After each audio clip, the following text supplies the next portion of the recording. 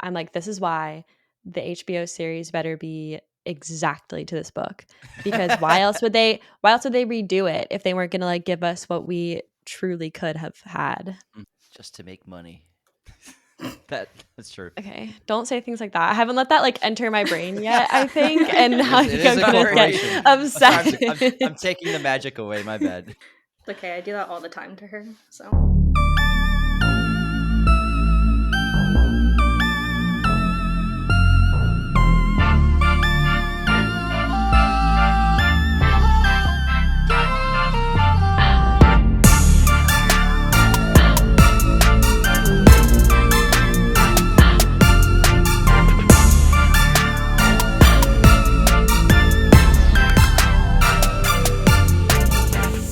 Hi, Liz. Hi, Court. And hello, B-Critics fam. Welcome to another episode of the B-Critics podcast. Our Harry Potter era continues, and this time it's the finale. And don't forget to subscribe on YouTube and follow us on Instagram to stay up to date. You can find us at B-Critics Podcast on pretty much everything. And as a reminder, you can earn points for your house in our B-Critics Hogwarts House tournament by commenting on this episode on YouTube and telling us what house you're in. Stay tuned. We will update those numbers at the end of the episode. Okay, enough of the boring stuff. I think it's time to get into the episode and start talking about Harry Potter. And we need to introduce our guests. So we have some very fun guests today. We have James and Anthony from the Raiders of the Lost podcast. Hi, guys. Hello. Welcome to the B-Critics. Thanks for having us on. We're excited to be here. Yay! Yeah, we're so excited to have you. What's going on? Not much, just, living life, podcasting, and just always finding an opportunity to talk about Harry Potter whenever we can. Yeah, happy to. We always try to sneak it into our episodes as much as we can. Even when it's not about Harry Potter, we end up talking about it sometimes. That's my favorite thing ever. I'm like literally obsessed with Harry Potter, so Same. with that. While we're at it, y'all go ahead and plug your stuff, tell the people who you are and where to find you. Sure. We're Raiders of the Lost podcast. We're a film and TV podcast available everywhere. YouTube, Spotify, Apple. We talk about old movies, talk about new movies, recent things, your favorite films, all kinds of things. We do rankings, solo episodes on films. It's just, we love talking about movies. Yeah, we love it. And we also do like industry news. So we do keep you up to date on trailers, new movie releases, new casting announcements, all sorts of stuff. 4 episodes a week. We're hard workers. Oh my gosh, that's insane. Yeah. That's like giving me anxiety just like thinking about it. Okay. Got to pay the rent in Los Angeles, We have a bunch of house elves working for us, so it makes it easier. There you go. Yeah. I need one of those. Okay, we have a few questions. Actually, we have one very important question to ask you before we get started so that our audience can understand you a little bit better. And that is, what are each of your Hogwarts houses? I am a Ravenclaw. And I am a Slytherin. Ooh, okay, so I have to say, we have every single house represented on this episode. Big deal, because we've never had that before. And I'm just going to say too, 10 points for everybody. Aw. Okay, that's a little too wholesome. I don't think that's how the rest of the episode is going to go. Was everyone happy when you found out like what your house officially was, when you finally took the tests over and over again? Was everyone happy about it? I was happy with mine. I took the test twice and it was Ravenclaw both times. My family always called me Hermione growing up. I had crazy hair and I was a know-it-all and also obsessed with reading the books. And so I feel like it was very fitting for me. I like it. I was a little disappointed. Aren't all Hufflepuffs? Hey, no. Hufflepuffs get a bad rap, but JK always said that it was her favorite house because, especially with the Deathly Hallows at the war, the Hufflepuffs in the books stay at Hogwarts to fight, where it's just the Gryffindors stay, really. That's true, yeah. The Hufflepuffs will stay and fight. I remember I had just because of who they are. So take it as a compliment. I once had a friend, I had them take the test and they got Hufflepuff and they're like, no, let's do it again. They also got Robert Pattinson, so I think you kind of that's true. Our part's pretty great. We love that. At first, when I kept getting Slytherin over and over again, I did every test. I'm like, this can't be real. I can't be a Slytherin. And I'm like, I like it. I like being a baddie. Let's go. I'm a villain, not guaranteed villain, but I accepted it and I embrace it too much now. It suits you. How do you feel in this Deathly Hallows when McGonagall's like, escort the Slytherins to the dungeons. Yeah, like yeah, hurt your That's heart a you. little That's bit. you. You would have been that's escorted to the dungeons. Kind of cringe. I feel like I would have stayed. I'd have been more like a Slughorn. Slughorn Slytherin, but he stays and fights. So I feel like I would have been like him. Okay, that's Yeah. nice to say. Not but all I don't know. Slytherins are evil. They're just, they got some powerful, ambitious traits. Uh-huh. There we go. Conniving. They're cunning. You probably would have been like Malfoy's buddy. No, Malfoy's too preppy for me to hang out with. I wouldn't fit in with him. He is a bit Okay, preppy. before we start talking too much about it, James, do you want to go ahead and introduce the movie? All right, Deathly Hallows Part 1 came out in 2009, if I remember off the top of my head. Yes? 2010. 2010, and it's the penultimate. It leads up to the magnificent finale of the Harry Potter franchise and saga. It's the only Harry Potter film that does not take place at Hogwarts, and we're following Harry, Hermione, and Ron as they escape Harry's home and the Fidelius charm that's been protecting him his whole life, as they elude Death Eaters and then begin their journey discovering where the Horcruxes are hidden, as well as how to destroy them from the ambiguous instructions from Albus Dumbledore. Great so intro. So well said. Thank you. Thank you. Very ambiguous instructions. That was all improvised, by the way. I'm impressed. I feel like I don't even need to give a recount of the movie now. That was amazing. All right, see you later. Yeah, that's it. Bye, guys. Are you going to give us a recount of the movie? No, I'm Liz? not. No, that's Sorry, I took your job from you. No, please do. That's hilarious. All right, well, let's get into it. So we've got Deathly Hallows Part 1. It's a 2-hour and 26-minute movie that did come out in 2010. And it had a budget that it shared with Part 2. It's $250 million,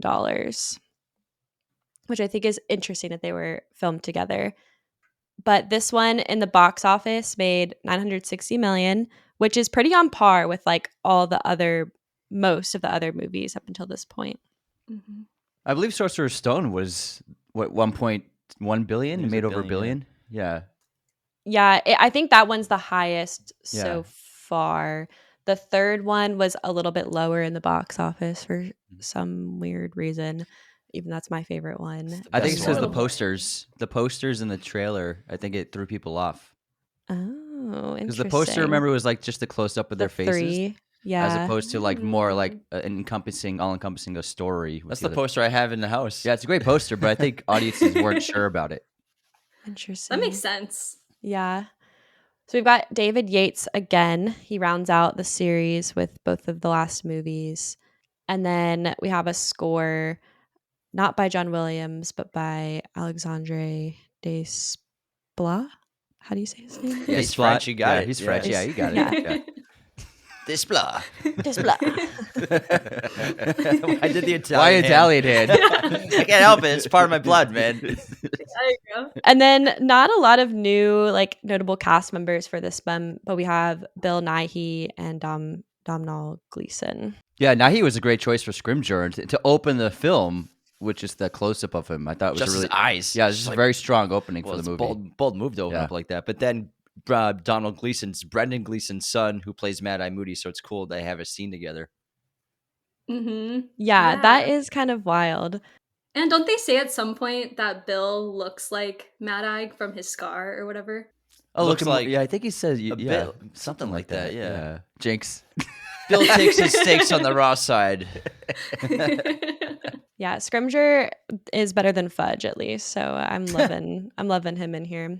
I agree. Scrimgeour's the ministry, like the leader guy. Yeah, Minister of Magic. Yeah. Yeah, there we go. And Yeah. he also plays Davy Jones in That's Pirates of right, the yeah. Caribbean. That's all I could think about. I was watching him and, And I he's was like, oh no. Shaun of the Dead's dad. Sean's Yeah. stepdad and Shaun of the Dead. So, like I mentioned, part 1 and part 2 were filmed like one movie, kind of back to back. Kind of filmed together from February 2009 to June of 2010. And they made the decision to split the book into 2 movies. This is the time where it really works, whereas other films, like something like The Hobbit, didn't deserve to be 3 films. I'm not sure about Twilight. I haven't seen the last 2 movies, but I would say with this film, it's so You need to watch those, What? okay? The genuine pain in her voice when she said, "What?" Hunger Games Mockingjay would have been better as one movie. It's not big enough of a story for it to be two films. But Yeah, I agree.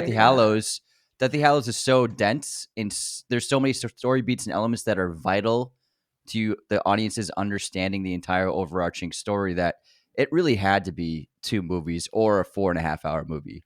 So I think that it was. I know it's a kind of a cash grab, but it really was the only way to do it. If you're going to split one of the movies into two, it has to be the final. Plus, they have a great point to end it with the Shell Cottage, and that's your ending point from part 1 to part 2. Whereas Goblet of Fire, where would you end it? In the middle somewhere, like After the second task, after the dragon. Yeah. So I mean, it has kind of a natural narrative beat because in the book we take some time at Shell Cottage, so it's like kind of a no-brainer way to split it up. So that's also a reason why I think it worked really well. And what's interesting about the production is because they were shot as one movie, the final shot of the production was actually the kids jumping into the fire at the Ministry of Magic escaping.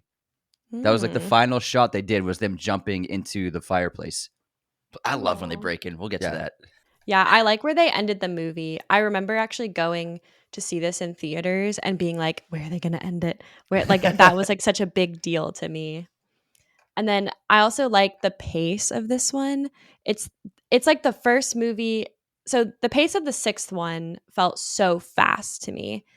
And this one I like because it gives you time to actually finish character arcs and explain things, subplots that are going on. Whereas if they hadn't done that, like somebody like Liz who hasn't read the books would be so confused, I think, watching the movies. Yeah, I think it's because the first 3 books, they're all 300-ish pages. And then once we get into Goblet and Order and Half-Blood, those books are so long, so there's only so much you can put into the movies. But yeah, they all kind of feel fast because the first 3 are great adaptations because they got pretty much everything in there that you really need. But the other ones, like I said, we have to split the last one up into 2. There's so much missing from Goblet, Order, and Half-Blood that I love the movies, but sometimes when I watch them, I'm like, oh my God, I wish we could have gotten the Tom Riddle memories. I know. Things like that.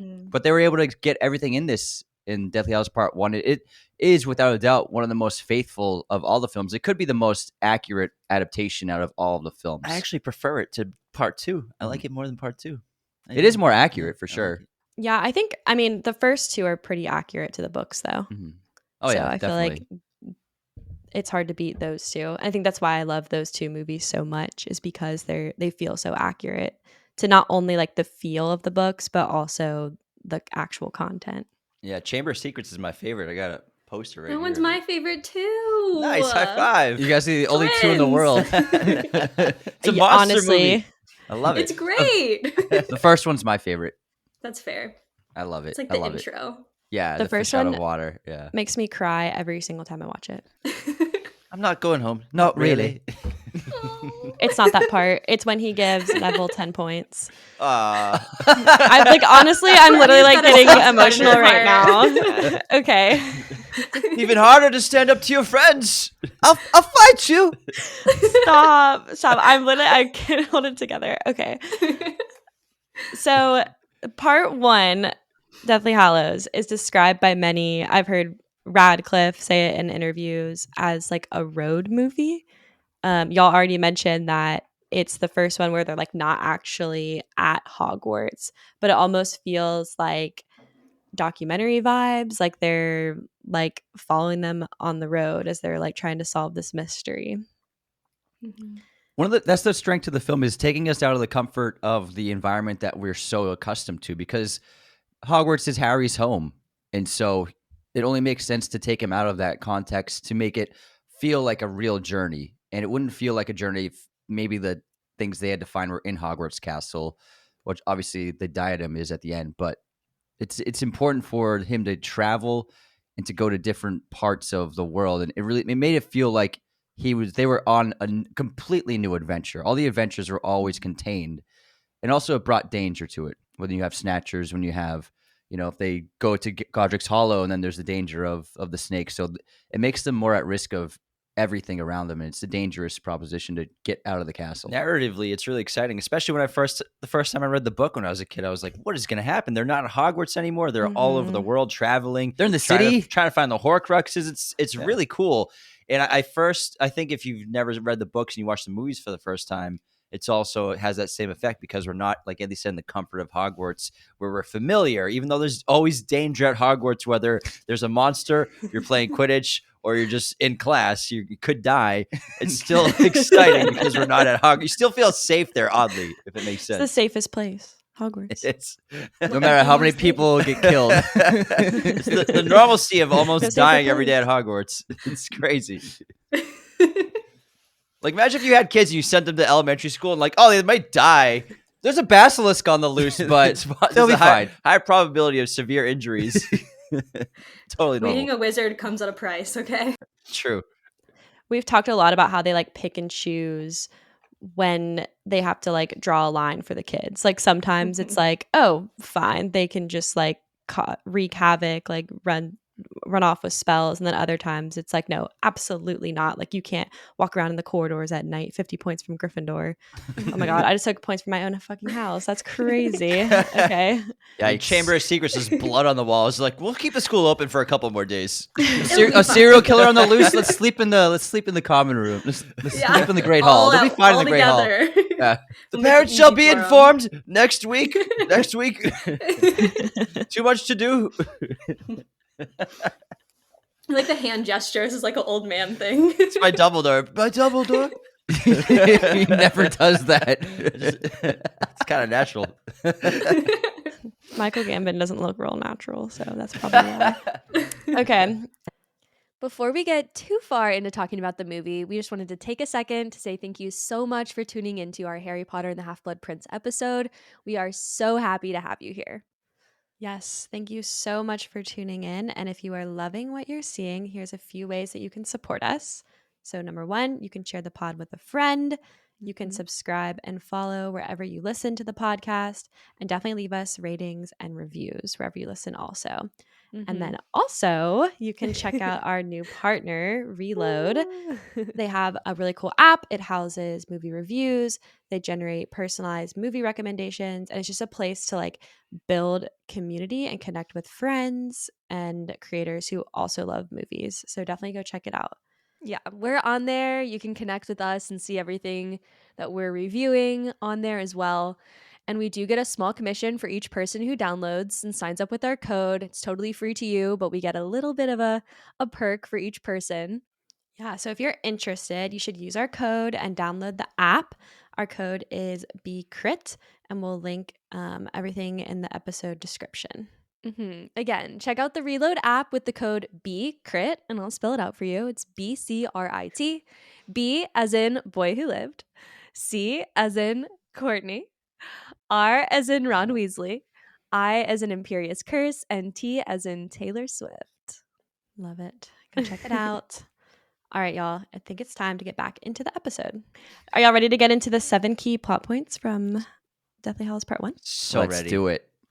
Okay, number 1, the 7 Harrys. Hermione has altered her parents' memories, and Harry has said goodbye to the Dursleys. So the time has come for Harry to be transported from the Dursleys. To accomplish this, Mad-Eye is requiring that 7 of Harry's closest allies impersonate him with Polyjuice Potion for the journey. This was actually done in one shot. And it looks fantastic. Oh, really? They did one take. It took them probably, I think, the entire day of filming, like 14 hours. But it's a computerized camera movement where it did the exact same movement every time. And then they just were able to overlap Daniel Radcliffe in every actor's place. So he played each of them. So that way they were able to blend it all together to make it look like it was just one shot. So there's no actual like intense CGI in that scene. I was so curious how they're going to pull it off, because in the book it's such a fascinating scene. And then it's really exciting to see Radcliffe is such a great actor. And then he gets to play each character, each actor's interpretation of their character, and then acted like he's Harry in that, and as Radcliffe as himself. So I'm idiots. Don't look at me, Bill. the idiosyncrasies, the I'm hideous, but the nuances of every person's interpretation of their own individual character that Radcliffe got to do. It's really exciting, but also it's fun, the little details of the people who aren't transforming into Harry, their reactions, like Bill's reaction to when Fleur turns into Harry. He's like, what happened to my girlfriend? He's like holding her bra. He's like, oh, gross. So it's just great acting by Radcliffe in this scene. Mm-hmm. It must have been really cool to watch him do that, because he had to like watch them act it out and then like take their place. So yeah, I love when Fred and George look to each other like, we're identical. That part was actually really cute and funny. I liked it. Before that, we get the Death Eaters at Malfoy Manor. And this is like one of the only times I think that we actually get like a real long conversation with like Voldemort and his followers. And Snape in the scene tells the Death Eaters, he actually tells them the correct date that they're going to be moving Harry. Yeah, it's important for Snape. This is a big trusting moment for Snape and Voldemort where even though he's just killed Dumbledore. Yeah, exactly. But still, like, getting the correct date as opposed to what they thought was the other date, it really helped Voldemort begin to trust him even more, to the point where he's my number 2 now. And Snape, it's a risk. Snape is giving him the correct date on the hopes that even though the Death Eaters attack, Harry still goes out of there alive. So it's a risky move, but Snape had to do it. And Court, it's a good point, because we get the cemetery in Goblet of Fire. That's when we get a good conversation and like really great characterization of Voldemort. But then Order of the Phoenix, he's just in his Armani suits mostly at the train station, and then like turning. He dressed and then up. obviously the Ministry of Magic battle for sure. But then Half-Blood Prince, we're mostly learning about Voldemort through the memories, especially in the books. There's a lot more. Which, Liz, memories that you get one of, two. I know, right? We need to get on that. And so we don't get much Voldemort. So we have a thirst for Voldemort, and I think it's a great opening for that story for Deathly Hallows. Is it quenched in this one? Yeah. Oh, it's big time quenched in this one to get that great scene with Voldemort at Malfoy Manor and all the Death Eaters and the dynamic between all of them and him. It's great. Yeah, because they showed how even most of the Death Eaters, they're afraid of him, and there's like really Lucius. what's really portrayed multiple times. My lord. It's written so often in the books that really he's not close to anyone. There is no kind of personal relationship he has with anybody at all. No matter how devoted some of the Death Eaters are, like Bellatrix, like he would never want to actually connect with them.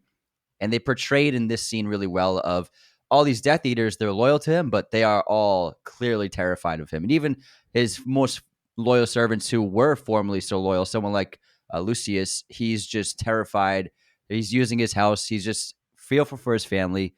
And you can see the performance is so great where Lucius is just like, I don't want to be here, but I have to be here. Especially when he takes his wand. Yeah. Yes. My lord. I feel like they really like ham it up with Lucius though. Like with him like being afraid. Like I think he does a really good job, but it's so much. And I guess it's just because they're like setting up for when they leave in the next film, but that's how I would act if he was standing next to me. I'd be like this, like bubbling, like shaking little whatever. And then he gets his wand taken from him, so he's just completely emasculated. He has no power anymore. He could get another wand, but that's why when Voldemort's like, "I require a wand," no one wants to give their wand up because a wand is basically a part of you. Oh yeah. So he's just taken away in a lot of ways the wizard part of Lucius, who's just got the pureblood fascination as well. Yeah, I think it shows Lucius as another point of humiliation towards him. Yeah. And Isaacs does a great job because he always was perfect as the pompous Lucius, but now we see the shell of himself with the completely powerless Lucius. But then you see like someone like Yaxley, I think is someone who's happy to be there, and he'll play a bigger role in this film. He's a little bit more fleshed out in the books slightly more, but I think that Yaxley is a vital part to the scene. He's the Irishman. Yeah, the Irishman. And then he obviously in the ministry scene later on. Yeah, it's such a shame because like Elizabeth probably has no idea who Yaxley is. Like we're talking about him, and like there's like no way you could like get that from the movies because they just like really show him. They mention his name maybe once, but like how would you like know who he is? Mm-hmm. My favorite part of this scene is at the very beginning when Snape walks up and you see him break for a second after he sees Charity, and you're like, this big strong man who everybody thinks is a bad guy is just like broken character for a split second. Yeah, but It made me Alan happy. Rickman's such a great actor. You can see it in his eyes where Snape, he's a double agent. He has to watch his friend who he's worked with for over a decade get murdered in front of his eyes, and he can't even budge, but you can see it in his eyes as he's staring at her when she gets killed. It's really terrific performance from Alan. Yeah, Alan Rickman's performance is unbeatable in these movies. Yeah, the whole thing. Yeah. Yeah, and so back to the 7 Harrys, we get the first couple deaths as well. So we have Hedwig and Mad-Eye. I think it's important. R.I.P. that we're so used to movies nowadays, especially with like Marvel and DC, where characters don't die. But Mhm. these films, people actually die, and that shows the stakes. And right off the bat, you get one of the most powerful wizards, Mad-Eye, taken out in the opening, and then Hedwig, an animal that we had a connection with since the first film. So I think it's important, and what works really well with these films is we actually see characters die, the ones we love, especially in the finale. So that's a strength to this film that most modern blockbuster franchises don't do. And just getting into the clouds and the sky. It is a war zone up there. It's exciting. was It's so terrifying. cool. Yeah. And I love the motorbike that Hagrid takes Harry in. Yeah, the freeway crash is great. It's so cool Yeah. what they did with the interpretation of the scene. Like, I think one of the coolest shots in the whole entire movie is when Harry and Hagrid are upside down in the tunnel, and then Harry's hanging on, and then he uses his feet to walk along the bus. It's really cool. A little Men in Black action. You like that? Yeah, it's clever. I thought that was so fun. Yeah, I my thought it was gosh. fun. Yeah. I don't know why. Maybe I'm just like crazy. But when I watch these movies, I watch that and I'm like, there's no way that would happen. Like they would go down to the freeway. It's magic. Yeah, there's not much action in this movie, so they extended that scene and made it more like that's why they went onto the freeway. That's why they had cars crash around them. So I think Yeah. they did it to add a little more action. Also helps for the trailer to get shots like that in the trailer. It gets people like very excited because otherwise the Yeah. film is pretty slow, but in a good Yes. way. And then we break into the ministry, and then there's the snatcher scene. That's pretty much it for action sequences. So they had to beef this one up quite a bit. Godric's Hallows. Yeah, Godric's Hollows is It's a- pretty it's little an action action sequence. sequence. Cute little scene. Mhm. Well, and like they have Is the that the snake? ability. Oh, it's Voldemort screaming. Oh. They have the ability now to do way cooler action scenes. Like if you think about this movie compared to like the first one and how far they've come with it, like they've got to sprinkle in there what they can do. Yeah, that's true. But then what's really vital for the scene is we're getting it. The audiences who haven't really read the lore of the books, they're understanding that the wands have a connection because when Voldemort Mhm. tries to kill Harry, Harry's pretty much almost passed out, and the wand basically reacts for him. He's not even doing a counter spell. It's automatically doing it on its own because of the connection between their wands. So this is a vital point for the audience to understand that connection. Yeah, I thought that was interesting. I was like, oh, okay, so Harry's basically dead and like the wand is just Yeah, exactly. Yeah, but I like how frustrated Voldemort gets. Can you do the scream again, Jim? Ah!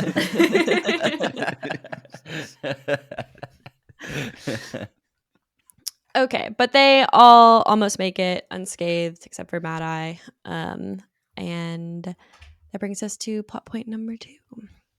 So we have Dumbledore's will and testament. Before the wedding, none other than the Minister of Magic himself, Rufus Scrimgeour, arrives and requests a private meeting with Harry, Ron, and Hermione to pass along the items Dumbledore has left them in his will. So we've got the tales of Beetle the Bard. Yeah. For Hermione. We've got the Deluminator for Ron. We've got the Snitch for Harry, and also the Gryffindor sword for Harry, which he does not get. It was not Dumbledore's to give. This is a great scene because, we're starting to get some important artifacts that'll help the trio on their quest to finding the Horcruxes, whether they know they'll help or not. Like Tales of the Beetle and the Bard, Hermione may not know right away. And I feel like the movie doesn't really do a good job depicting it in terms of Deathly Hallows symbology inside of it. She brings it up when she says she's seen it, just like how Xenophilius is wearing the necklace. But then the Snitch is an essential part of the quest because there's a resurrection stones inside of the Snitch, which we find out at the end of part 2. And then Ron getting the Deluminator because it seems like Dumbledore knows the kids so well. He knows Ron will leave out of frustration at some point, but he'll need the light to get back. But also it helps them with lighting in the book. the delivery comes to play A in lot. that form manner. Yeah. But I think it's really essential, obviously, and exciting for the kids. Well, actually, they're adults now almost, right? They're 17. They're 17, yeah. They're of age. They're magical of age, yeah. Magical of age Mhm. to get started on their journey. Every quest, every adventure, you need some sort of an arsenal. You need to get equipped, and it's basically just them getting equipped, which is cool. But also the genius of Dumbledore of making them so ambiguous that not even the Ministry could understand what these objects Yes. could mean, and to be the point where like there's like, we can't do anything with these. We'll give them to the kids. And even the kids are like, what are these doing here? Like, why do we have these? And as essential as they are, he basically hid how important they were. And so they look just like trivial objects to the casual observer. And it took months for them to figure out each one's purpose. So that really is the genius of Dumbledore, to make them so hard to figure out. Well, and it's almost symbolic too. I feel like I'm really glad that they spent so much time on this scene in the movie, because it's Dumbledore saying, hey, Harry, be with Ron and Hermione, your friends, which they didn't show in the last movie. Is Dumbledore was like, share all of this with Ron and Hermione. Like, your friends are your greatest strength. And I feel like this symbolizes him passing on to Harry, like, y'all three are in this together and I believe in you. And it kind of like sets you up for the mystery for the rest of the movie. So I think they did a good job actually spending some time on this scene. And I love how connected the Horcruxes are to the Deathly Hallows, where it's sort of like in the book they go more in depth of Harry's confused. Does Dumbledore want us to go after the Horcruxes, or does he want us to get all the Hallows to be beaters of death so that we'll be unstoppable? And he's kind of doing both at the same time, but they eventually become connected with the Resurrection Stone. So it's really interesting how they are kind of interwoven in terms of a goal for the characters. Yeah, and it's vital. And I think they did a great job of slowly revealing what the Hallows were.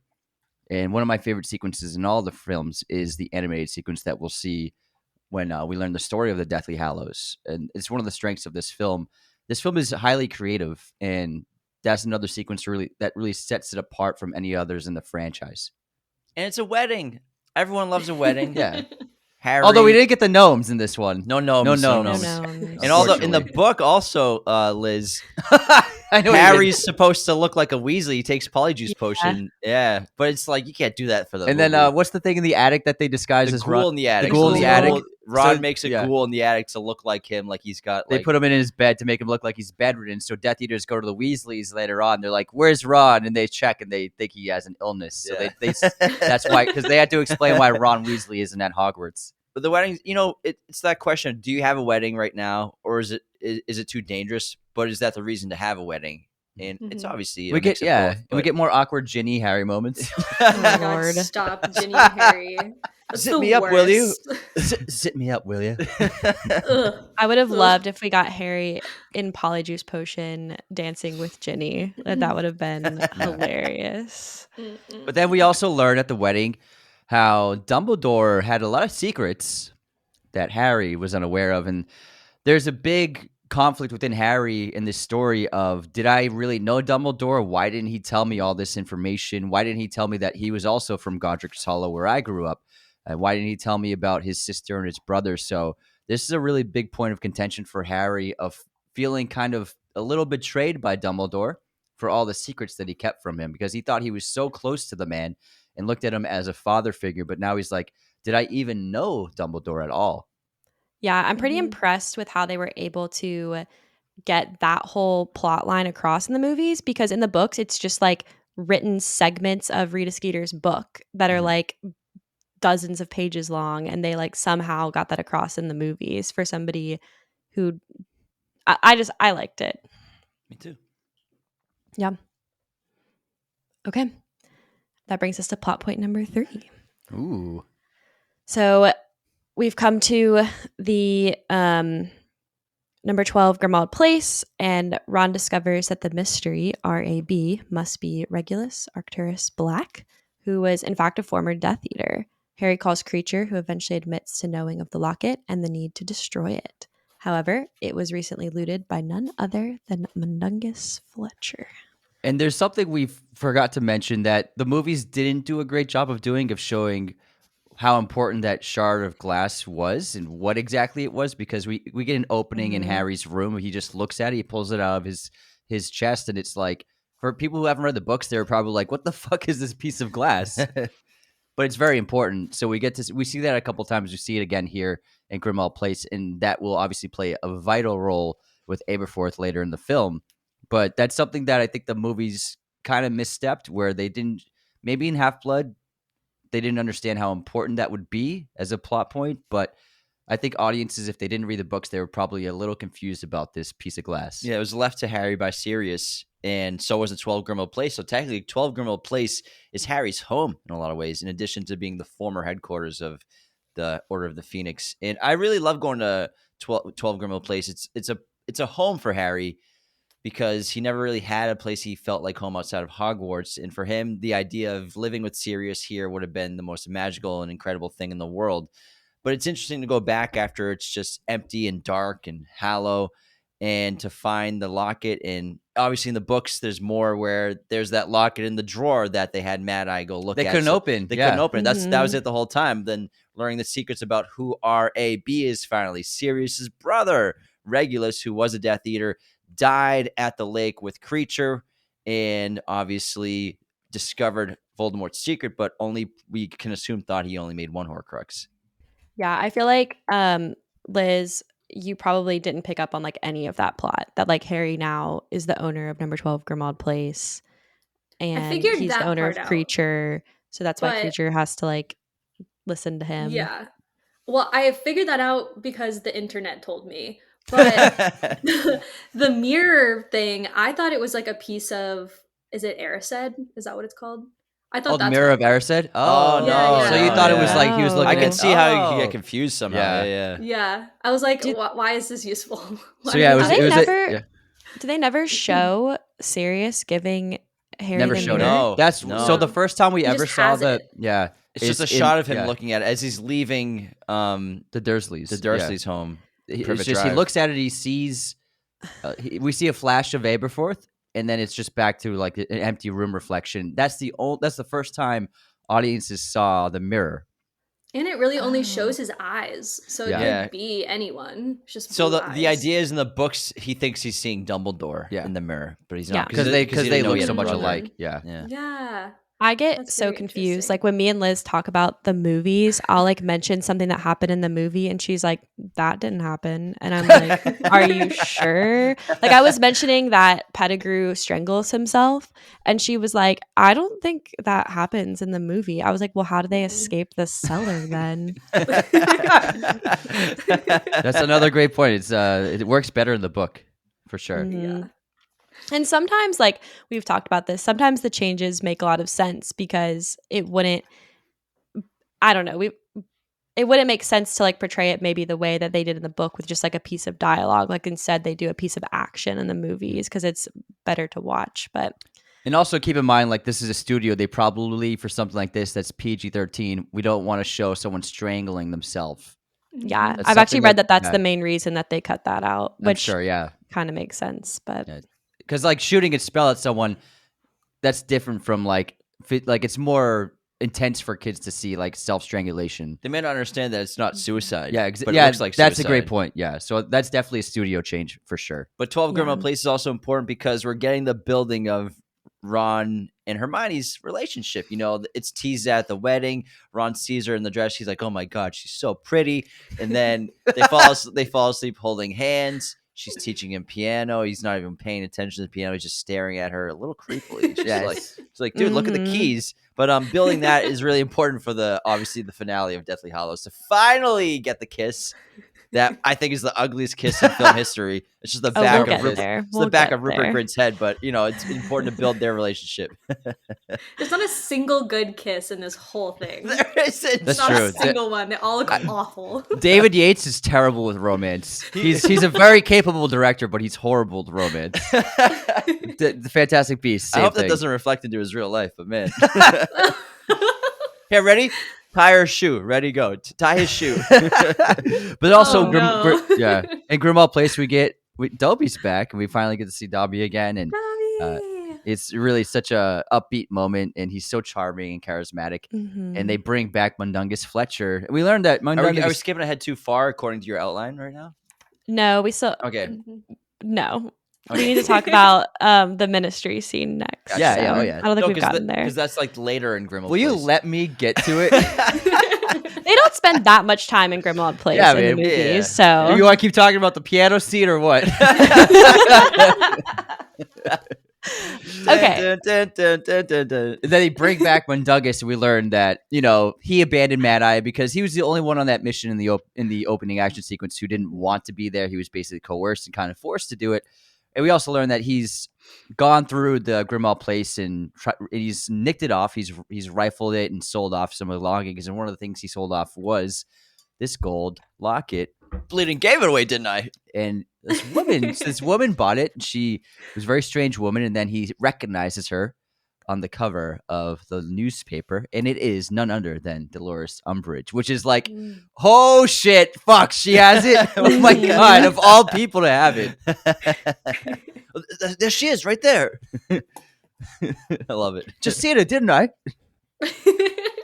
So then the trio takes Polyjuice Potion and infiltrates the Ministry of Magic. What a sequence. I love this. Is one of my I favorite do love things. this sequence. It's really, really good. So we have to break into the Ministry of Magic being undesirable number one. It's unbelievable. Incredible. And plus, like they don't, Hermione's like, I didn't say how long it was going to last. Yeah. And also, I think Alexander Desplat is just operating at his best abilities in this entire sequence. The music for the Ministry sequences, I think, is my favorite of everything he did for part 1 and 2. And it's great. We're infiltrating the Ministry. We have Yaxley's office is raining, and Ron has to go somewhere. My wife's in trouble. I think the actors who portray Harry, Ron, and Hermione in this scene do a fabulous job. Yeah, Yeah. especially the capturing Harry their actor. personalities. Yeah, The Harry, Yes. he's the guy from Walking. Wanted, Yeah. Wanted, and The Departed. He's in Departed, The yeah. Departed too. He's a good he Irish plays the actor. Irish guy. Yeah. But it's awesome. I like the decoy detonator sequence down when Harry's like wandering around that level after they bump into Dolores Umbridge. Finds her office, obviously. But the decoy detonators is a lot of fun. But we And- also see how dark it's becoming in the magical world, where the Yeah. Ministry of Magic is arresting and taking the wands away from anyone who's mixed blood. So anyone who isn't a completely full-born, pure blood magic, a wizard. And we see a tragic moment of Ron's wife. She's on trial with Dolores Umbridge prosecuting her, and you see her, where did you steal this wand from? She's like, I didn't steal it. Ollivander gave it to me when I was 11. And you can see the tragedy, and it makes you feel like how many wizards have been going through this every day for the past several months. And it's such a horrible part that we see that the magical world is going through. in What do Muggles they in the have, rightful like, place. written on the flyers in the decoy detonator scene? Something like about Muggles. Yeah, It's like, oh yeah, it's like a Muggles guide. a warning about Muggles. Yeah. yeah. Yeah. It's really Number one, funny. then Yeah, Muggle guide, and then the statue when they enter. The statue's been changed for when Muggles Harry was attack. there. Yeah, When when Muggles Muggles attack. I actually love the little bits like that too, because I think to a movie viewer they might feel like over the top, but like that's how the book was. Like Yeah. everything was like so over the top. It's all propaganda, and she used Mhm. examples of propaganda from the past and used it expertly in this story for sure. And the statue of the Muggles underneath the wizards and Muggles in their rightful place. This is just the way the world is now, Mhm. because this is what tried to happen when Voldemort first rose to power. Yeah. But the most important thing to know about the Ministry of Magic at this point is Voldemort's pulling the strings behind closed doors everywhere. Yeah, and Yes. what's so incredible about the trial scene, because we saw how horrible Umbridge was in Order of the Phoenix, but this takes it to another level, because when we're in the trial room, in the courtroom, Harry goes in there, and we see there are hundreds of Dementors up in the ceiling, but they're being kept at bay by an extremely powerful Patronus. And whose Patronus is that? It's Umbridge's Patronus. And now to be able to cast a Patronus that powerful, you have to be extremely happy and be able to maintain that happiness. And that shows how cruel and evil she is, where she's tormenting a witch, taking her wand away, and arresting her, even though she knows she's innocent. This is Umbridge's happy place. And it shows how evil she is because she's able to cast such a strong, powerful Patronus to be able to keep all those Dementors at bay the entire time. The crazy thing to me about Umbridge's character is she's not even a Death Eater. She's Yeah. just like batshit and just like cruel at her deepest level. I've said And this she also has before. the locket on. Yeah, she also has the Yeah, locket she has on, the yeah, and she locket feels on. great, and she's smiling, yeah. Whereas we see She's the like, kids when "This they have is the it." locket on, it's like the ring. I've said this before, but I don't think she deserves to wear the color pink or to have cats anywhere near her ever. Because Agreed. cats are just precious. She There does are not some deserve cats that are them. jerks, though. You gotta admit, sometimes there's some jerk cats. Mine can be one of They them can't help sometimes. Yeah, it. ours can be an They're asshole innocent. sometimes. Yeah. Mine I are call mine a angels menace. all the time. I call ours annoying. He is annoying. That's just like He when wants to attack me every morning. When I I wake either up. call him Juno or annoying. It depends on his mood that day. Hmm. Don't lie. You hold him like a baby and kiss him all the time. When he's not being annoying. Yeah. When he's not being annoying. But it's a great escape, and escaping the Ministry is exciting. It's fast. One must not tell lies, Dolores. The Polyjuice potion Yeah. wears off. Mhm. That's Harry Potter. It's Harry. It's Harry. Polyjuice Wrong- potion in the movies always wears off at like exactly the right moment. Yeah, Yes. crucial part. Just a hair too early. It's movie magic. And Mhm. it's an exciting chase out. And I love the Dementors almost getting them in the elevator. And then Harry showing off his skills as being like a badass Patronus user. And then that running away from Yaxley Mm-hmm. and then running into the fireplace. I thought they shot that really well. Some great use of slow motion. And then obviously jumping in with Yaxley and getting Ron getting splinched is really horrific. And actually a really disturbing moment of gore for the franchise that's really rarely done. Mm-hmm. Mhm. I think the effects of the apparition too are really cool. Mhm. Like they do a good job of, I think, showing kind of like how their bodies are like moving through space, and Yaxley's like trying to hold on, and they go to Grimmauld Place, and yeah. Yeah, I thought they did a great job. And there's that great transition of like these streaks of black, like it looks like gas and ink. They turn into the trees of the forest of Eden. It's really Yeah. beautiful. It's not explained why they can't stay at Grimmauld Place super well, but in the books, because he actually sees where they are and he's at Grimmauld Place too, he becomes a secret keeper of the location. Yeah. So that's why no Mhm. one can, except Snape could go there, but there's that trap for him of the Dumbledore smoky Exactly. being. Yeah. But because he actually gets there, he becomes a secret keeper.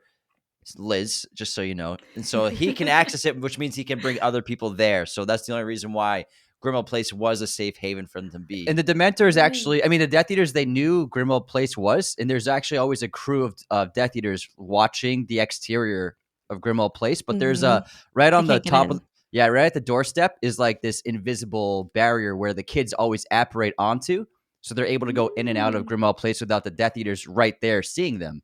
And so Yaxley Yeah. actually goes through that barrier with the kids during this. And then when he steps onto that part, he's like, okay, this is where it is. So that basically spoils their hideout. And they stay in Oh, great. Grimmauld Place for months. Like Yeah. they're Yeah. there, they're cleaning, there is Buckbeak Lord. there. I don't know. There's like a lot going on. Plus, they do a bunch of research for their break-in at the Ministry while they're at Grimmauld Place. Mm-hmm. That makes sense. It's basically an Ocean's movie.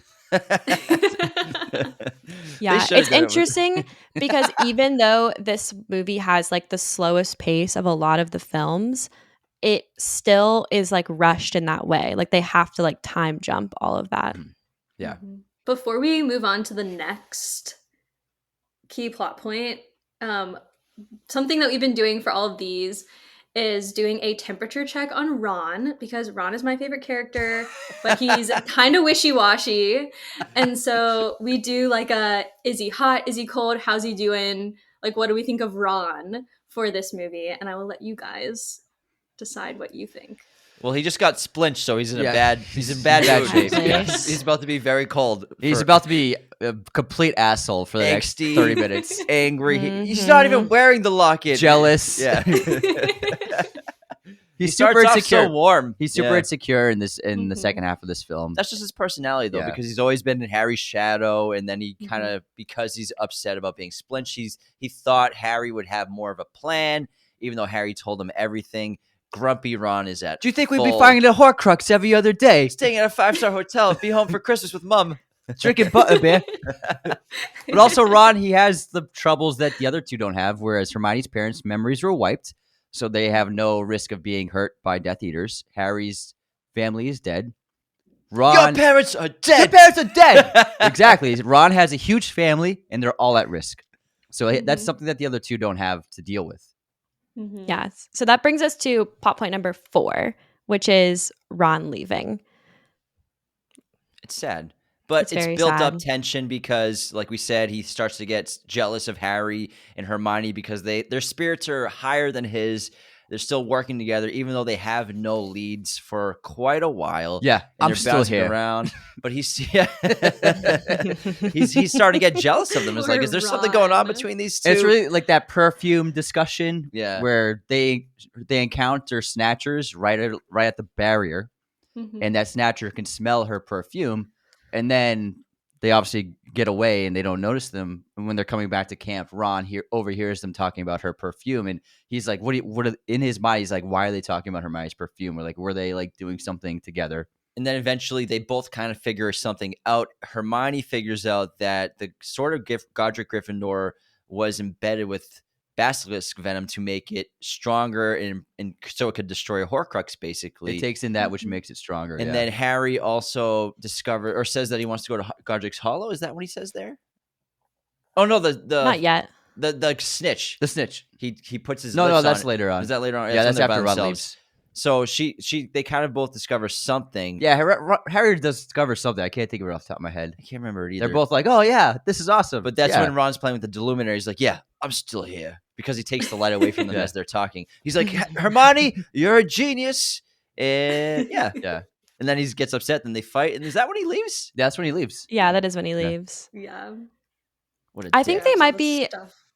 Huffs Are they looking at the Deathly Hallows symbol? I can't.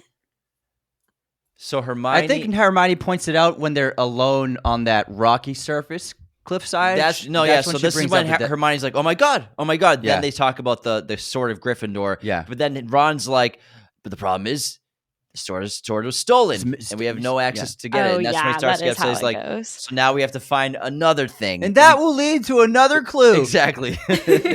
So it's my national treasure. Now we have to find another item, and we're about as close to destroying the Horcrux that we have as we are to finding anything else. And actually, this is like one of the most emotional moments for me in the entire series is Ron and Harry just going at it, and it's very emotional. The actors did a great job, and just Rupert Grint just giving it his all. This is, I think, his best performance of the entire franchise, and he kind of like broke your heart in this film to see him at this point where he's just completely a wreck and leaves them. It's great acting. I'm sure the two of you get it a lot too, because they're acting kind of like brothers do, like getting upset with each other and picking at each other, and then he just like explodes and runs away, just like Dumbledore predicted he would. Yeah. Exactly. That's Anthony. Just kidding. Nope. Someone's gonna do it. You would. That would be you. No, I said someone's gonna say it was the other one. Okay, yeah, someone would say that. 10 points from Ravenclaw for being the one to But leave. there is a whoa! That wouldn't really leave. No way. There is a difference from the book, though. So in the books, Ron actually goes home, and he actually finds the light when he sees outside his bedroom door. But they change it in the movie where they say he's been on the run. He's been hiding out and traveling, looking for them the entire time. But there is a change where he actually goes home for Christmas, and he's like spending Christmas break with his family. But I think it works better with the books. It seems like less of like I just went home to go home to mom. I mean, but that does bring you back to like he is a kid, right? Yeah. Like they don't really look like kids anymore in this movie, but they are. So, True. Yeah. So we do get the added scene, which is the dancing scene between Harry and Hermione. I think it's so cute. So I remember the first time I saw it in theaters, I was like, are they about to fucking kiss? I was like, this better not happen. They better not kiss. This is fucking ridiculous.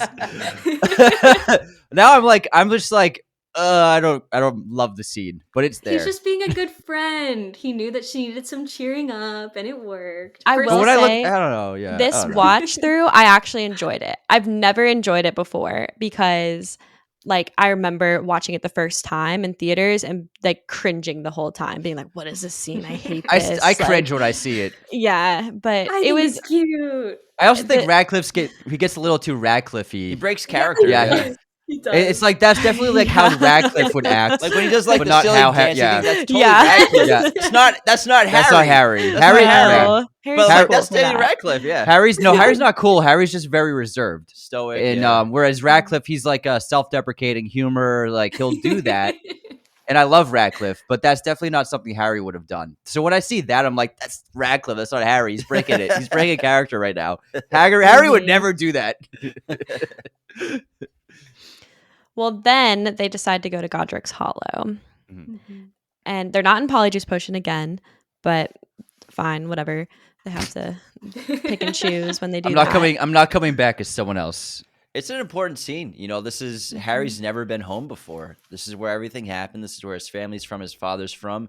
This is where Dumbledore's from. And they see the exploded house that he defeated Voldemort in as a child and where his parents died. In the book, there's a lot more like writing and people like, "We're with you, Harry," and stuff like And that. there's a charm for Muggles where it looks like a normal house. It doesn't look destroyed. And you know, it's Christmas Eve as well, and there's people singing inside the church, and it's really touching when he asked Hermione, "You think they'd be in there? You think my parents would be singing right now in at Christmas Eve Mass?" And we get a huge clue when they go to the cemetery. So we see the Potter stones, but we also see a Peverell stone with the Deathly Hallows symbol on it, which is a vital clue going Exciting forward. stuff.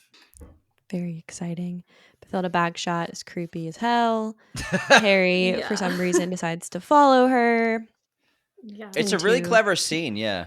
She's immediately covered in flies. Like from the moment they see her in the Yeah, there's sidewalk. a fly that whisks around her. But it's actually a genius plan by Voldemort to have Nagini impersonate her. And Liz, you might not have picked up on it the first time when you watched it, if you've seen it multiple times, because they're downstairs and they go upstairs where Bathilda, she doesn't speak English, but she points to Harry to go upstairs with her, and they're speaking in parcel tongue.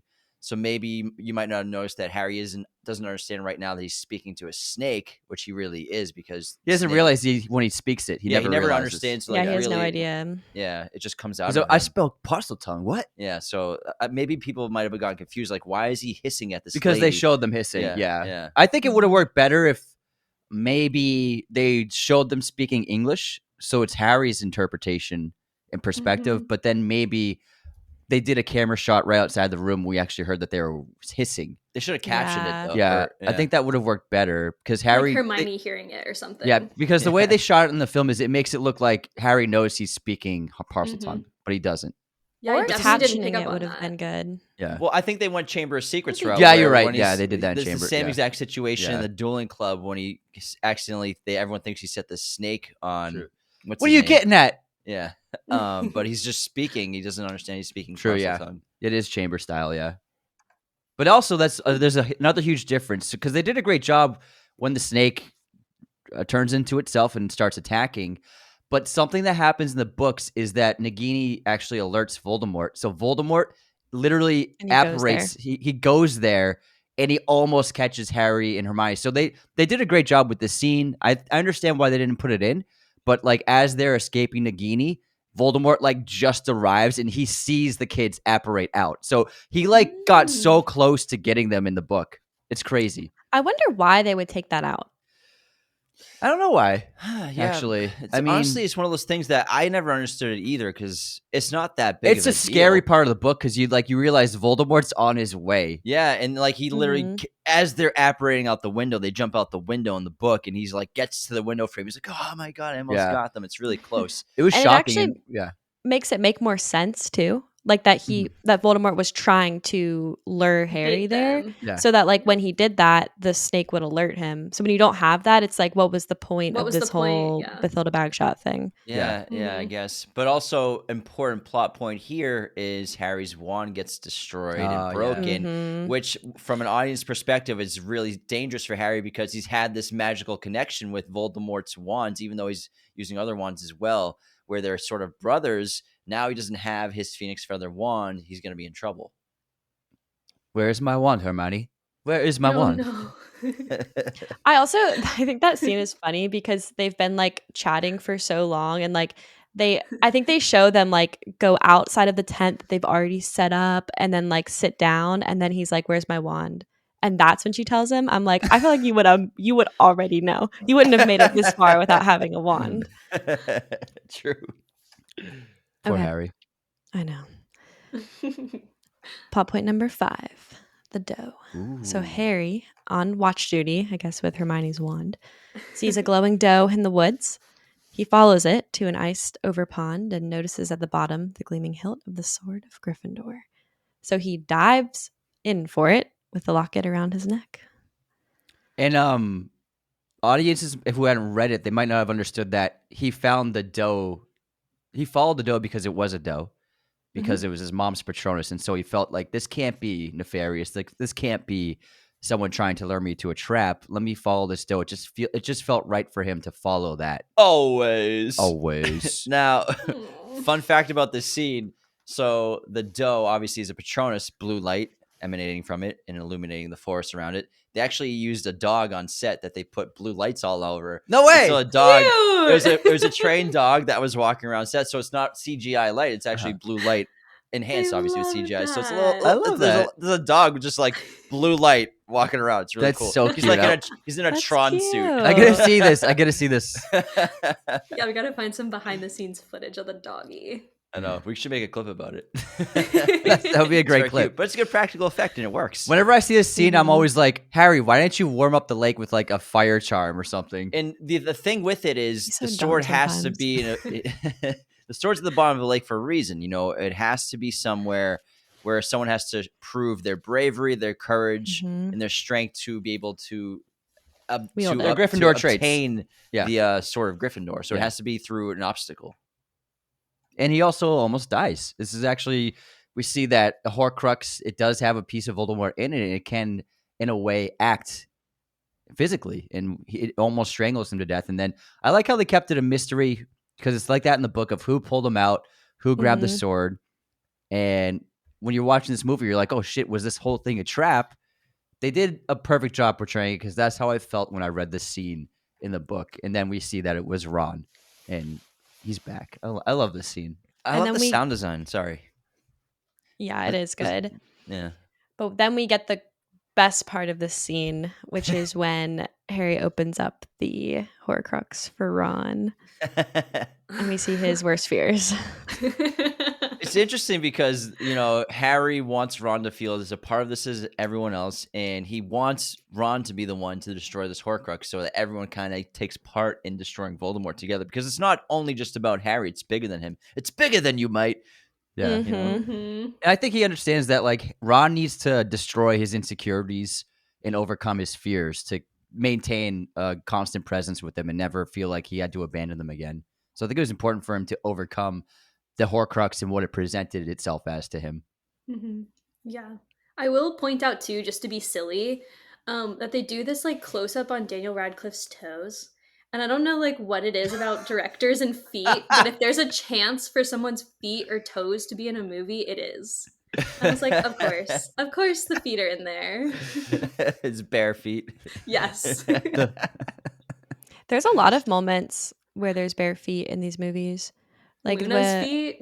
Luna's feet, yeah, with the thestrals. I was thinking And also, of that. putting clothes on while soaking wet is a commonality in these Ron's films. hands. Ron trying to get that sweater on in part 2. It's just like stuck in that I remember sleeve. watching in theaters, like, you couldn't do another shot. You just had to do this 360 I'm drone like, shot. just do a drying charm, Hermione. Why are we doing this?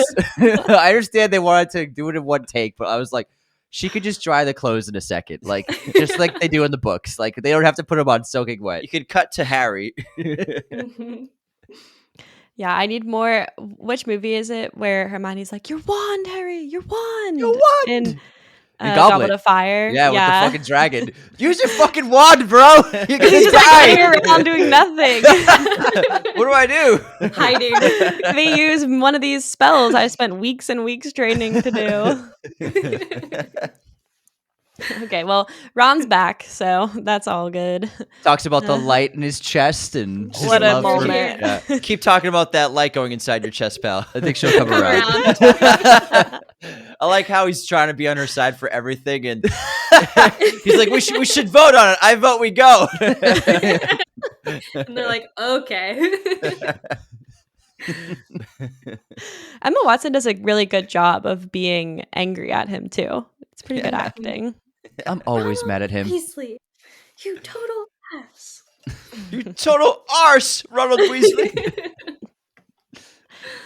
Okay, so that brings us to plot point number 6, the tale of the 3 brothers. Harry, Ron, and Hermione travel to the home of Luna and her father, Xenophilius Lovegood.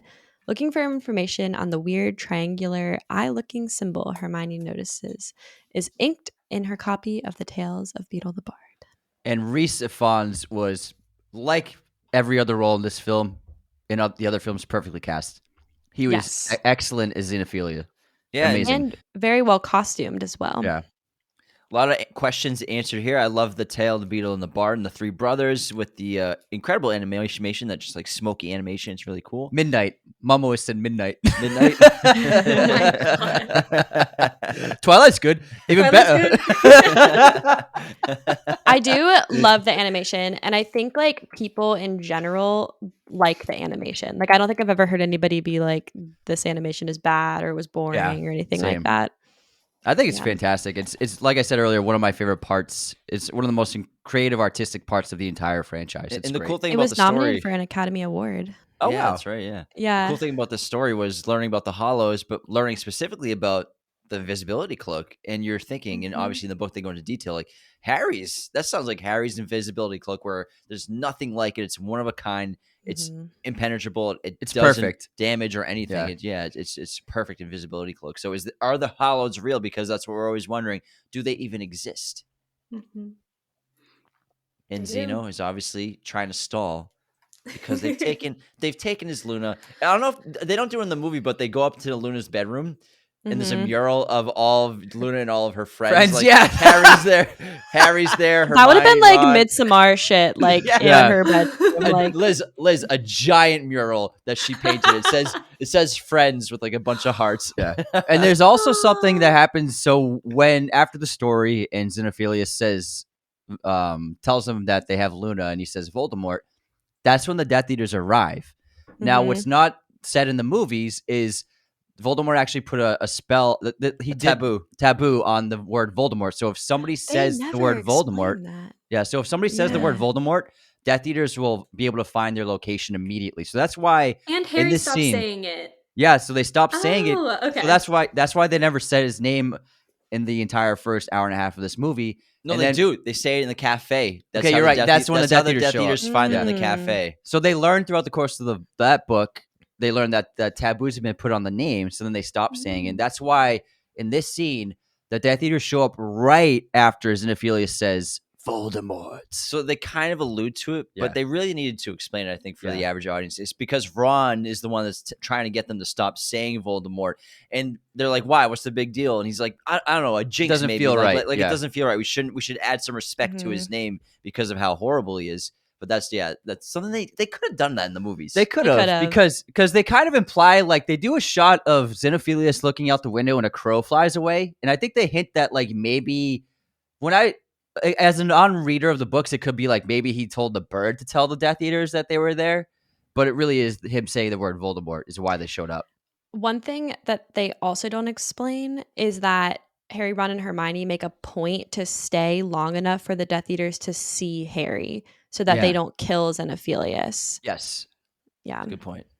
And they blow up the rumpet horn. because if you alert them yeah. without, it was like if you alert them without actually having Harry, then they would kill him. Yeah, Mhm. So they did that to save Xenophilius so that they could see that they were there. So he rightfully said the word Voldemort to alert them. And one of the first things Hermione says when they're obvious, it's the Lovegood's house. There's a lot of weird, interesting knickknacks everywhere. She's like, "That's an rumpet horn." He's like, "Oh, I assure you, it's not." She's like, "It's highly explosive." Mhm. And she blows up the house with it. That's what happens. Oh in the yeah, book. you're right. Yeah. Yeah, I think- another cool piece of art that's in there. I don't know if y'all noticed, like the artwork on the walls in the Lovegood house. It was all designed by the actress who plays Luna.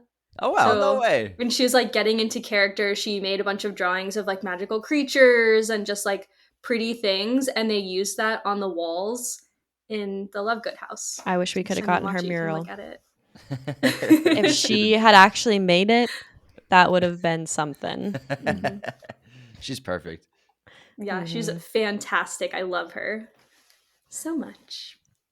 Okay, that brings us to our final plot point number 7.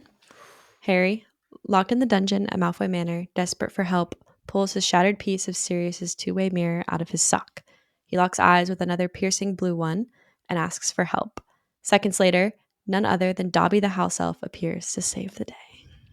While Hermione's being tortured by Bellatrix. Exactly. I love this. I love seeing Dobby coming back after seeing him at Grimmauld Place. But also, it's important to note that they got caught by snatchers. Hermione jinxed Harry's face so that no one recognized him. But Draco could identify him in front of his mother, Narcissa, and Bellatrix, but he pretends like he doesn't recognize Harry because Draco, he's got a good heart somewhere in there. And it's an important thing to note, especially for the character going forward for part 2. Yeah, he doesn't want to be there. He has to be there. It's his family. Yeah. Mm-hmm. And also, Ollivander's in the basement as well. in there too. Mm-hmm. And Griphook. Griphook, yeah. Oh my god, this movie's so good. Yeah. Yeah, which they didn't do a good enough job explaining. Like, I think that Griphook he lied for them, basically. I guess they explain it in the next movie, right? So Griphook is there. Why was Griphook there? I can't remember. Griphook was there because of shit. Why is he there? Didn't he get snatched? Wasn't he? Yeah, he was snatched too. He was snatched. So I think in the books it's explained he was with Dean Thomas. Yeah, he was. Oh yeah, that's right. Yeah, he was Dean Thomas and a couple others, and they got snatched. Yeah, that's right. Yeah, and Griphook ended up there probably because he was a goblin. Yeah, yeah, and knew something about what happened at Gringotts. Yes, with the sword being the vault being broken into. It hasn't been broken into. No, that yet. hasn't been broken into yet. Never mind. Yeah, you're getting but ahead. He's important in this scene because the sword that they have is actually the real sword, and they have the real one. He tells Bellatrix that it's a fake. Yeah, that doesn't happen in the movie. I don't think. So no, yeah, it doesn't. in the book, Harry says to Griphook, "You have to tell her that's a fake because she's worried about them." They really change a lot about this scene, in my personal opinion. It kind of is hard for me to watch a little bit. So in the movie, in the movie, one of the snatchers has the sword. Yeah. Yes. And then Bellatrix sees the sword. She's like, "Where did you get that? That should be in my vault." She doesn't say that, but in her mind, she's like, "That should be in my vault." And that's what alerts her, and that's what has her start torturing Hermione to figure out how they got that sword and where it came from. There we go. Thanks, pal. Yeah. No problem. They do have Harry grab all the wands from Draco though, which is good. Yeah. And then also we see that elves have a special kind of magic that wizards don't understand. Of course, I'm an elf. Can you operate out of her? Of course, I'm an elf. No, but he says it like you're an idiot. Like, I'm an elf. Like, what do you think? Elves, they have incredibly powerful magic, but wizards never shared wand lore with them to help hone their magical skills. So that's what's always prevented. Yeah, exactly. Elves have never been able to rise up in the hierarchy of the social system because they've never been allowed to use wands. In the disarming of Draco of all the wands, I love how subtle and minimal it is in both the book and movie, despite how important it is to the entirety of the story, because Draco obviously disarmed Dumbledore, and Voldemort never truly understood the Elder Wand, which we'll talk about in this part 2. But Harry has now disarmed Draco, and technically he's obviously, spoiler alert, officially the master of the Elder Wand. And he also takes the bunch of wands from him, and Draco's like a little bitch. He's like, "Okay, fine, take them. I don't want to be here." I was telling Elizabeth, like, as we were making the outline, I was like, we have to talk about how Harry disarms Draco. And she's like, what do you mean? Like, Draco gives him the wands. Like, he doesn't even want to fight. It counts. It counts. And then we get the tragedy of when just as they're apparating out of Malfoy Manor, Bellatrix throws one of her knives, and it makes it right into the apparition. And she gives a little hint of a smile. She's like, I hope that hit somebody. And then we wind up on the beach on the shore of Shell Cottage. Everybody's okay except for Dobby, who took it right in the chest, unfortunately. Thing. It's so tragic. Beautiful place to be with friends. Hermione, help! So sad. Think So about sad. how much more emotional that would have been if they had actually included Dobby in another movie other than the second one.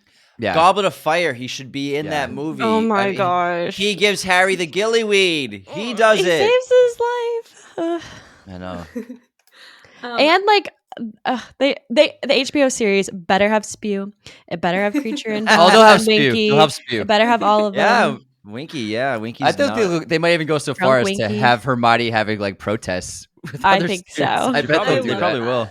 I love Probably it. will. It's a great place to end the movie, though. You know, we have the Shell Cottage, Harry burying Dobby without magic, and then obviously concluding the film with Voldemort getting the Elder Wand. Yeah, we from forgot to talk about he's seeing Dumbledore's tomb. Voldemort, what he's been doing, Yeah, investigating the Elder finding Wand. the other what's the other wand maker? Grindelwald. Grigorovich. not- Oh no, Grigorovich. Grigorovich. Yeah. Grigorovich, and then obviously gets the Elder Wand at the end of the film, and then shoots in the sky. Breaks open. Yeah, It's a great way to end the movie, honestly. dude, it was an awesome ending. When it ended, I was like, "Let's go!" Yeah, number I was 2. so Let's satisfied. go, number 2. Yeah. Great ending.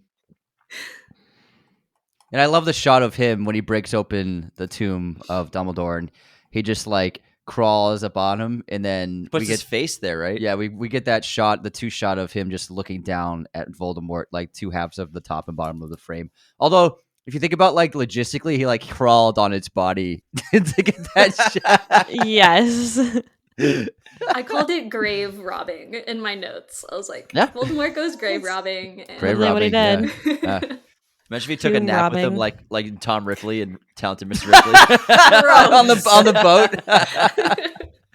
boat. You're a leech.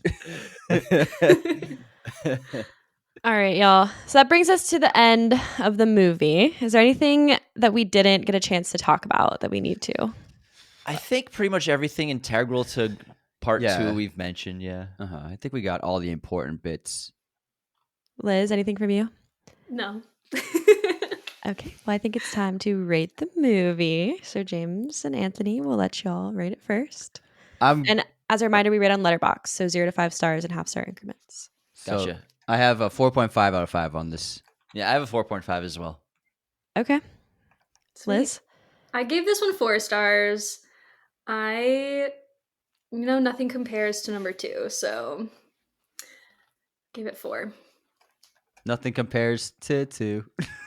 Nothing compares to 2. So Hey, I 4's still a great rating. 8 out of 10 is great. Yeah, it is. Yeah, I think I give this one, I'll give it a 4 also. Sound like you're gonna go Reluctant lower. 4. Whoa. Yeah, I think initially I gave it a 3.5, but I do think they do a pretty good job of like actually and finishing out character arcs, which I think is important. And so I appreciate that about this movie. Awesome. Mm-hmm. So the last thing we do with our ratings is we kind of share like what the world thinks. So we have a few ratings here from the internet. So we've got the Letterboxd average, which is a 3.7.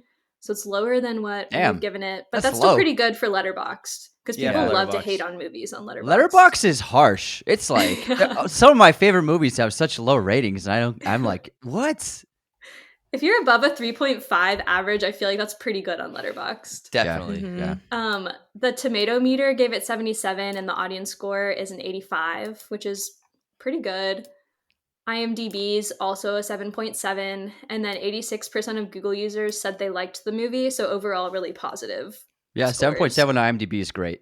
Mm-hmm. And for it to Okay. be a penultimate split up movie being the first one to be that well received, I think is a challenge for any franchise. Yeah, I would totally agree because it is a slower paced movie and it is a lot of build up information, and so for it to have just as high of a box office as like Sorcerer's Stone, I think is incredible. Yeah. Mhm. Okay, so that brings us to our B-Critics House tournament, and I'm going to read the standings as they are currently. So in fourth Remember, they're place, subjective, so keep that in mind. well, and we've had 6 I'd recordings. like to up until before this. I'd point. like to give 50 points to Ravenclaw real Oh my quick. gosh. I'd like to take 200 points from Ravenclaw because Anthony decided to look like me. I'd like to take 1,000 points from Slytherin because it's Slytherin. Okay.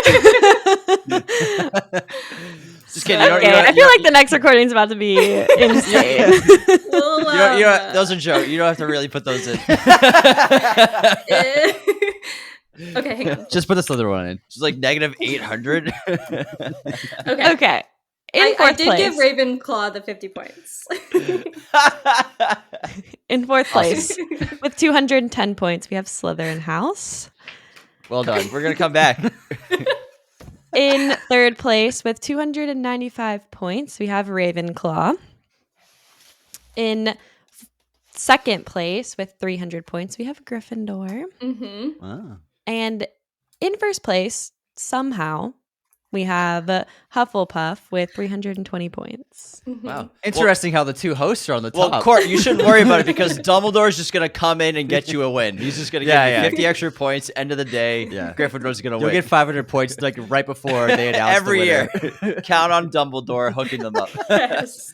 He's dead. Dumbledore's No. literally dead. He's dead. No, he'll come. He's a portrait in the office. He can That's still true. do He's a it, yeah. portrait. Yeah. He does come back in this movie, so we can, yeah. or the next Exactly. movie. Mhm. Spoilers. I feel like this is like a you come watch it, we can spoil all canon kind of Oh no! thing. Yeah. We'll talk about it in the opening of the next episode. As a reminder, you can, for all those of you listening at home, you can earn points for your house by commenting on this episode on YouTube and telling us what house you're in. You get 5 points per comment per episode. If you comment multiple times on an episode, that's cheating, so don't do that. And then the winning house is going to get bragging rights, and I may or may not be making a cup. I feel like I've talked myself into it, so whoever wins, I'll have a cutie little cup up on my thing. My Slytherins, let's go. Let's leave some comments. I'm gonna make like 10 Google accounts and just boom, boom, boom. Troll James, the YouTube that guy videos. James is really funny. I'm Slytherin, by the way. Slytherin. Snakes. Okay, so sadly, we do have to say goodbye for right now, but no worries. We'll be right back with part 2. Okay, James, Anthony, thank you so much for coming on this one. We'll see you on part 2 also, but plug anything you want for people to find you. You can find us at Raiders of the Lost podcast on every platform: Spotify, Apple, YouTube, Instagram, Twitter, TikTok. We are everywhere. We post 4 episodes a week, new, old movies, industry news every Sunday. We are just film fanatics. We love fantasy, science fiction, horror, comedy, action, whatever. We cover it all. So we're very, very easy to find. And thanks again for having us. Yeah, thanks for coming. on. And all of you at home, thanks for tuning in. Don't forget to leave us a rating or review. Drop us a comment on YouTube, get those points. And also, if you're checking us out on Spotify, don't forget to answer our poll and Q&A section. And be sure to subscribe and follow so you don't miss it. You can find us on YouTube, Spotify, Apple Podcasts, and Google Podcasts. All right, we will be back next week with the real finale, so tune back in soon. Bye, guys. Bye. Bye.